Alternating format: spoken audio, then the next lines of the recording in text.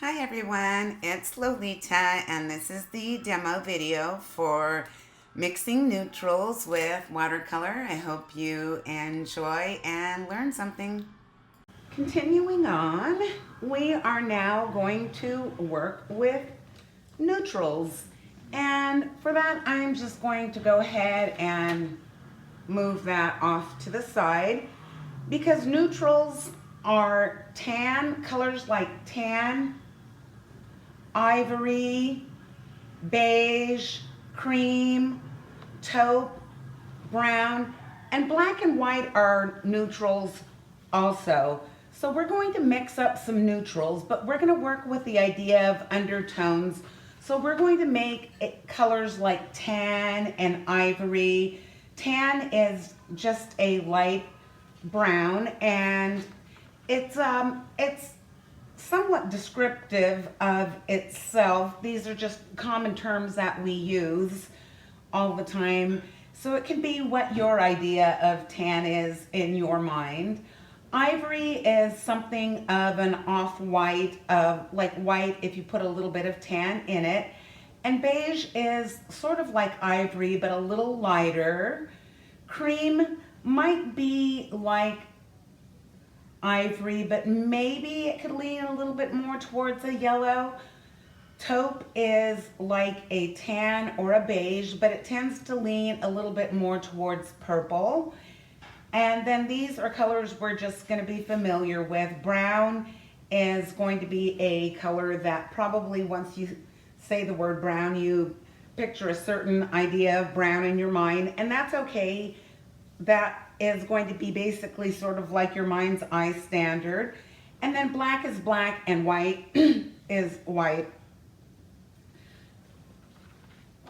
So those are what we are going to do. And then working with the idea of undertones, we're going to mix up some of these neutrals with the palette that we already have established here. And I'm going to put this palette over my my paper here. So I'm just going to put that over my paper. Keep it, just to keep something of an organized barrier between them. And so one of the things that all of these, or most of these colors have in common, brown and black tend to be a little deeper than the other colors, are that they tend to be in the tint range. And so ways we can make them is if we, let me move this back out, and if we look back through and look at the mutes that we made and think back to the tints and shades that we made, what you can think of neutrals as are mutes that are either lean towards a tint or a shade, but most of them are going to be tints of mutes. And we know that we can create tints a couple different ways. We can create them through using a water to pigment ratio, or you can add white to the color you're trying to mix. And so we have a lot of colors here already that are already laid out, and it looks like I'm still in desperate need of red. So I'm going to, I've cleaned my waters out, I'm going to get some more red laid out over here on my palette, and I'm not going to worry about it, whether or not it mixes with those other colors too much. I feel fairly comfortable that I can keep it separate and keep a good document, a mental document of what it is that I've mixed in to make some of these neutrals. So I'm going to do something of like maybe an ivory, a beige, a cream, a taupe, and I'm going to do that with the red paint first. And what I'll do is, I've already got some of that leftover mixtures of mutes in my palette here, so I'm just going to use some of those. I'm going to avoid this area where I've got this dried tones that I mixed up before, because I really don't feel like involving black and gray in my mixing. I want to see if I can mix neutrals just from pure color, and it doesn't have to just be limited to what you have, what you're able to mix just from the color and its complement. If you feel like it, you can add a little bit of a color you see in the rest of your palette. You can take that and just experiment and add that in. And we want to keep this where we've got, so this looks like sort of a taupe, because it's leaning towards that purple. I'm going to rinse my brush off, and because I'm trying to create tints, I'm going to be okay with, and because I'm creating neutrals, I'm going to be okay with watering this down and getting a fairly mixed out water to pigment ratio, so I can get myself a nice little neutral, like a beige or a tan with a red undertone. And I'm just painting my neutrals into this area. So I've got this neutral that I'm painting in here, and it's almost like a rosy, like a muted rose going in through here. It's got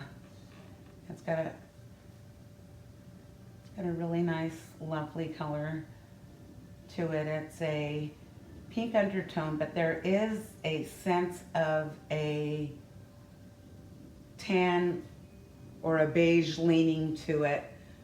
So I'm going to see what happens if I've got this red lingering over here, and I'm just going to put a little bit more red into it and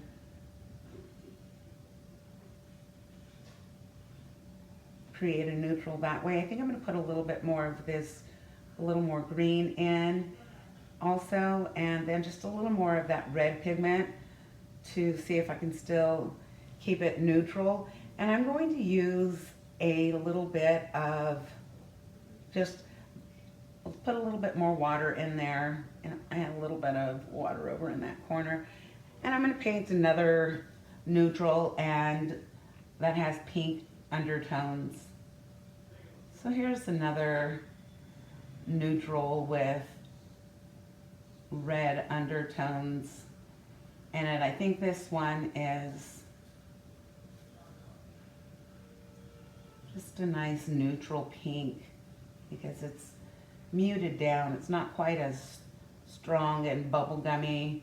It's a pink that could really be used as a neutral if you wanted to get yourself a room with pink accents, or if you wanted that idea of that muted red. Let's see if what happens if I put a little bit more of this red-green mixture in, and see if I can go a little bit more towards a brown tone and still maintain that red undertone to my neutral. I'm going to put another neutral in this area. And this gets a lot more grayish. Sort of a gray-brown. Still has a nice lean towards the red side of the color spectrum, the color wheel. So looking at that color wheel, it leans a little closer to red than it does green, but it's almost a pretty good halfway point. And then just painting it on with a very light, just painting it on as a tint of that color really establishes it as a neutral. And I'm going to do most of my neutrals in a lighter tone, but I can do them in darker tones also if I want. And so just to be a little on the rowdy side, I'm gonna get some of this green and get a lot of this concentrated green pigment and put this into this area that I've got where I've already mixed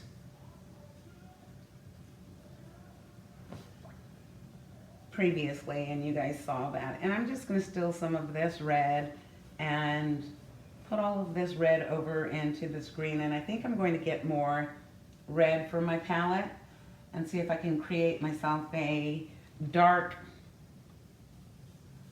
neutral red by getting deep tones and almost going into those maroon brown by really increasing that pigment ratio. I'm going to go back into that green and pick up more actual pigment and feed that into this little puddle I've got here. And I still feel that leans really heavily towards red, and this is going to be a nice dark brown that I got just from mixing the red and the green together. And this is a rich neutral brown that I got. So look how nice that brown is, just mixing red and green together. Yeah, so that's really nice, and I'm feeling that I'm getting a good amount of neutrals out of my palette, and I think these all are staying in that family of red undertones. Just filling in that the rest of that rectangle. I can see those little blobs of paint. I'm gonna deposit a little bit of that off over into that cloth and take those little blobs and distribute them into the rest of that rectangular area, and see if I can just manipulate this to be a little more smooth and blended. And I'm just really going over it really lightly. All right, so there is another neutral dark brown. I'm going to experiment a little and take some of my orange that's over in my orange of my palette area, and I'm going to stick that into this mixture that I've got here and see if I can still stick with a red undertone. And I'm going to do a tint of this where I'm going to just tint it with water. So I'm going to tint that, and that is a sort of another rosy kind of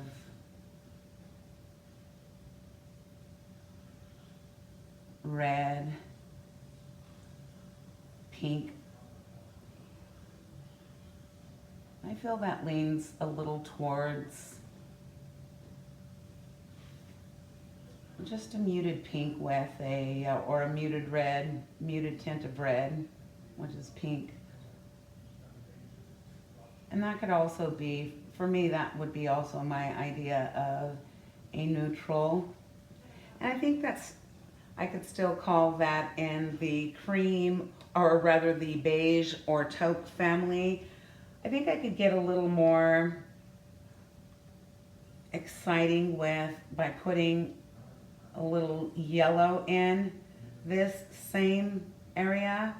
And I think it's going to take it a little bit more towards the brown, but still give me that red family undertone to it. And so I'm just I added a little bit of yellow to it, and this gets a lot more into that brown rust family by adding that yellow in. I think it still has a nice family of red undertones to it, and I'm painting this one in as a tint also. And you can decide if you want your neutrals to be tints or if you want them to be shades, because you can still be neutral and dark at the same time. So I'm just going to take what I've got left over here in my palette and mix it all together. And I'm going to add a lot more red into those to see if I can get a deep maroon type of red happening, and see if I can convince my mind that that's a muted red, deep red. And because I'm on this end of my paper, I'm going to just stick my little paper towel underneath that edge. And this goes into the like deep maroon family, and I still think that is a neutral enough red because it's very muted, even though it gives me this real deep, lovely tone, still keeps it in the red family, and I feel it's got browns in it, and that's what's so nice about this color. All right, so those are some neutrals that are in the red family, and that is all I am going to do of this video today. You guys get the idea. I like to see some neutrals mixed up in all of the colors. I'll give you a neutral of yellow before I leave and before I finish this video. And so I've already got this yellow and this purple mixed up, and I'm just going to mix those slightly together, put a little bit extra yellow in there so I keep it more towards the ivory family. And I'm going to take a little bit more of that yellow and wash that down into there and into that little puddle I've got. And I'm going to get myself just a really nice little ivory. And I'm going to use that as my first neutral in the yellow family.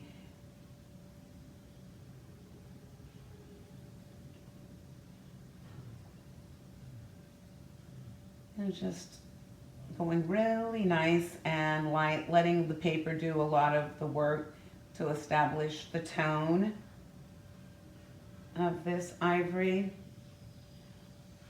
So I think I can make one that's has even more yellow in it, an ivory that leans even more yellow. So I think I'm going to need a little bit more yellow paint, and I'm going to mix that into this little puddle that I've got here. But so now this is still an ivory, but this is an ivory that leans much more yellow than the value next to it, than the neutral next to it.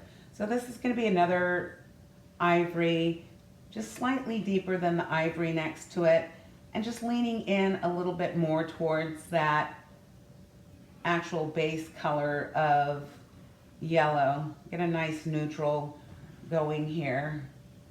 And then I'll paint one more, and I'm going to really lean into this little puddle of brown that I have here, which, as we know, is a mixture of the purple and the yellow. But I'm going to put a lot more pigment in this one and see if I can get a really nice, deep, rich, dark, neutral brown by really loading this area with a really nice saturated dose of the yellow, and get myself a really beautiful golden brown cooked up here with the purple. And just, I'm going to put that into my third box here. And that's just a really nice, satisfying golden brown, where that yellow is really the undertone. And but we've got a really lovely golden brown that happened just by putting the lavender, or rather the violet and yellow together. I'm going to add more violet because I can't help myself, and put that over into this area and get an even deeper brown, but I still want to leave it in that undertone of yellow. So I'm going to put just a little bit more yellow pigment in it as well, and just get a really nice saturated brown and put that down next to my gold. And this is just a slightly darker version of that deep gold brown. And so putting a little bit more purple into it really gives us that lovely deep shadows of gold. Look how nice and beautiful that is. And that's just a lovely shade of a brown that leans towards yellow. So that's a lovely little swatch there. And I'm going to let you guys figure out the rest of it for yourself. No, I'm not. I'm going to do a tint of that same color. So now I'm just putting a lot of water in and taking that same color and making that same color but a much lighter tint of that same color, and just laying that down right next to the color that's more saturated. Just make a tint of it nice. And I think I'll do one more, and I think I'm going to add a little bit of orange into it to really brighten that up and pull some of this yellow down, and take a little bit more yellow and add it to my pile here. And so I think I still want a little more yellow, so I can get like a really saturated yellow brown. And that's going to be in this area here. And this is a brown that's really nice and bright. You can see it's a little more vibrant than when I had more brown, or rather more violet in it. But it's still a neutral. This is a yellow with, that's been muted, and then we painted it as a tint. So let's paint it, do that same color again, but even more of a tint. And I'm just going to put that right next to itself. And I'm not too worried about that edge because my paint is so light. All right, there are, looks like I did 7 different tints of neutral yellows. And now for sure this time I'm putting my paints away and telling you guys happy painting, and I want to see the rest of these charts completed for this exercise. So you'll do neutrals of blue, neutrals of green, neutrals of violet, and neutrals of orange. All right, happy neutraling.